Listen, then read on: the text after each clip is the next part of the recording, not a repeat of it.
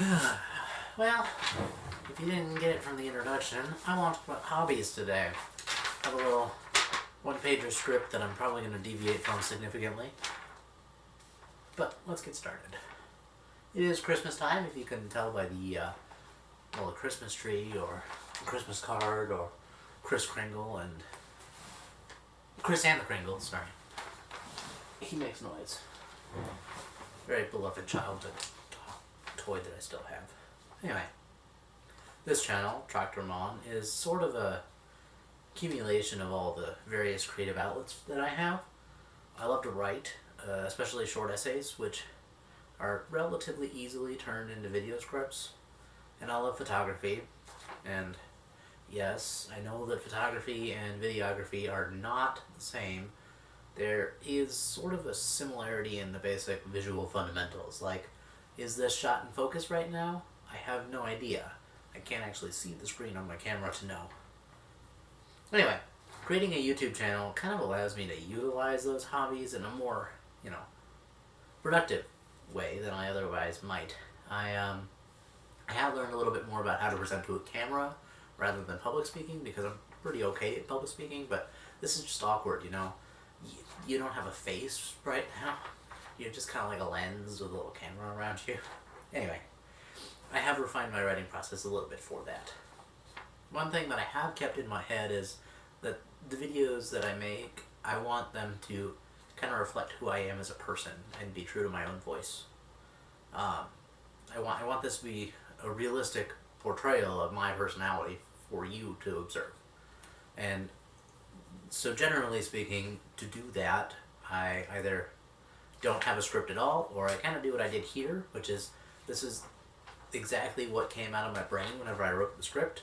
I haven't edited it at all, and it's typed because I typed it on a typewriter, which you may see a clip of here.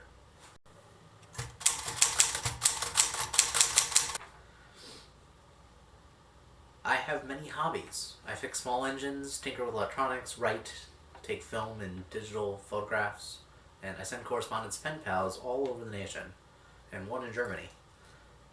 These hobbies have endured for years. I started keeping pen pals in the 1st or 2nd grade whenever my aunt moved away for, I think it was work, but it's been long enough I don't really remember.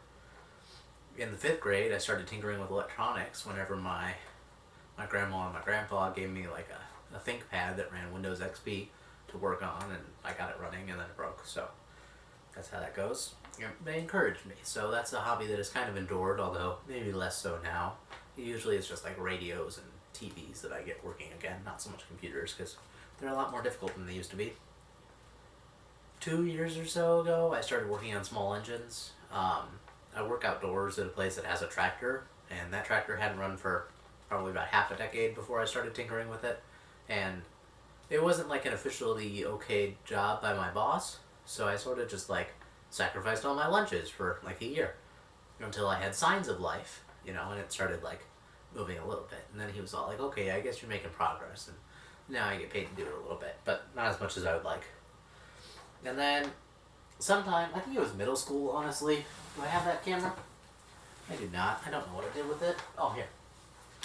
Sometime in middle school, my grandma introduced me to film photography, and I actually went the opposite way that most people these days do. I went on the film to digital pipeline, because she started me off with an Olympus SLR camera from the 70s. It was an OM1.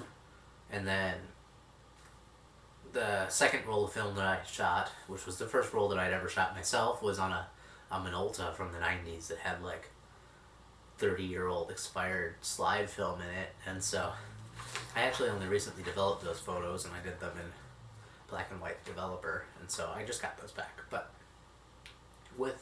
without the encouragement of my grandma, I wouldn't have that hobby, and she also really kind of pushed me towards being more creative and expressing myself better. These hobbies, they allow me to express myself creatively, and they let me create and maintain friendships, And on top of that, they let me help the people that I love, my friends, my family. I mean, just the other day I found out that a throwaway picture that I had taken of my best friend from high school was his LinkedIn picture, and he used it for his Instagram profile photo. Like, I had just asked him, it was like October or something. I was like, hey, Alex, do you mind if I take your picture? Because I'm trying to practice portraits and nobody lets me take their picture. And so he was all like, sure. And then I sent him all the photos I took, and now one of them is his, like, professional photo of him.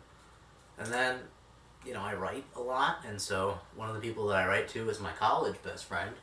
And she sent me a Christmas card. It's there. And I wasn't supposed to open it yet, but I did. Thank you.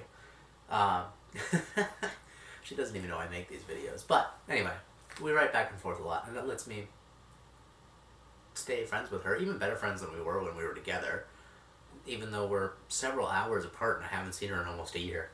You know? In my opinion, hobbies are a very important part of modern life. We don't have to hunt and gather for food, and chances are if you do, you're never going to stumble across this video. So, you know, hobbies are important. You know? Instead of hunting and gathering for food, we have regular jobs. Some of us go to college or university, and other than that, we just have hours and hours of free time that isn't occupied by sleep. Now, sometimes we forget how much free time we have, or we don't even realize that we have it, but that's more so the fault of the smartphone than it is us, because those are meant to be kind of addictive, and they really are. So, you know, you'll spend 6 hours a day scrolling on TikTok, and that 6 hours a day could be divided up into like an hour reading, and an hour writing, and an hour taking pictures, or whatever you want to do. That's just what I do, you know? I read the newspaper. I watch YouTube so I can be better informed about subjects that I like. I mean, I watch Vice Grip Garage and Junkyard Digs pretty religiously. I watch a guy named Usagi Electric who works on, like, computers from the 70s, and I watch... I don't even know his name, but he works on typewriters, and he just talks about typewriters all the time. Like, all of my hobbies, I have people online that I can kind of learn from, even if, you know, not a lot of the people in my, like, day-to-day life have the same hobbies as I do. So, you know, the internet can still be used for good, even if it sucks away all your time. But I think that for most people, it is important to recognize that you can't give 100% of yourself to a hobby, you know? And a lot of people tell you to, you know, they tell you to devote yourself blindly to one passion that you have. Like, you know, I like taking pictures, and I take pictures on film, and I develop them in black and white, and that's a hobby that I have. But if I spent every hour of every day trying to become a better photographer, I would hate photography, you know? It would suck. And I wouldn't have fun doing it anymore, and it wouldn't be a way for me to express myself. It would be, well, probably it'd be a job at that point. And your creative outlets are not meant to be a chore unless you choose to make them that. You want to be a more well-rounded person, you know? I have a job, I go to school, and I have a couple hobbies that I can spend, you know, 5 or 6 hours a week dedicating time to. And 5 or 6 hours a week doesn't seem like a lot, but with schoolwork and regular work, it's as much as I can really spare. Especially because I do get sucked into the, you know, the smartphone. You should keep some percentage of your time and your effort for self-improvement and self-expression, though. Because if you don't, you are kind of robbing yourself and robbing the people around you of who you could be, you know? You choose to dedicate yourself to work. You know, you get so stressed out with work that you don't... You do what I do whenever I get really stressed. You either eat a lot, or you don't eat enough, or you stop working out, or whatever you do. It doesn't matter. But the point is that you stop caring about yourself, and you're more focused on something else that isn't you, and isn't as important as your mental and physical health. And I think that it's important to not give yourself to one task, one goal, you know? Even if your goal is to be a millionaire in the next 5 years, if you spend all of your time trying to be a millionaire, you're going to fail. You're going to fail because you're going to feel lonely and isolated because you don't have any friends. And you're not going to have any friends because you dedicated all of your time to trying to become a millionaire. This video wasn't really about hobbies, if you couldn't tell. It's really about finding out who you are through self-expression. And you should chase that self-expression and finding out who you are like your life depends on it. It should be a mission for you. Me? I'm a writer, I'm a photographer, I'm a tinkerer and a fixer, and more important than all of that, I'm a friend. And that was a thumbs up, but that's because being a friend is a good thing. You want to be somebody's friend, and you want somebody to be your friend. At least I think you do. If I wasn't those other things, though, if I wasn't a fixer and a tinkerer and a photographer and a writer, I wouldn't be able to be a friend, you know? Like, one of my friendships depends on me writing, and one of my friendships, one of the perks of being my friend is I take a lot of pictures, and, you know, like, I like to fix things for people that I care about, because it saves them money, you know? But what helps me find myself helps other people find you. You know, like, if I was a video gamer, you know, I would find people who were also into video games. And, you know, if I were a painter, I would be able to find people, or people would find me who were into painting.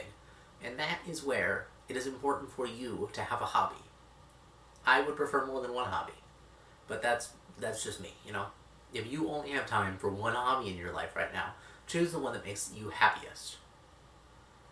It doesn't matter if it's reading, or if it's writing, or if it's painting, or singing, or dancing, or drawing. I mean, I can't draw and I can't paint, and I'm a terrible singer.